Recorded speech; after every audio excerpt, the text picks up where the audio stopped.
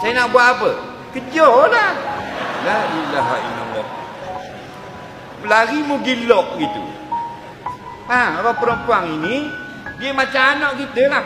Hari dia marah ke kita, dia lari. Jangan lock, pergi carilah. Ar-rijalu qawwamuna 'alan nisa. Suami itu ketua rumah tangga. Nah, hak bawah-bawah ni macam masalah. Nah, orang curi kereta, jauh pergi pok pun semua. Bini lari, pergi cari, jangan lock. Lari-lari pandang mu apa muat lagi. Nah, jangan. Kadang-kadang dia membuat satu keputusan itu tidak waras. Kerana mengikutkan emosinya.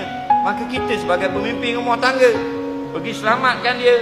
Sama ada kita ambil dia buat balik rumah mak dia dulu pun tak apa dah. Untuk redakan keadaan. Jangan lock gitu. Isteri kita. Nama lagi isteri kita. Dalam edah kita. Dalam nafkah kita.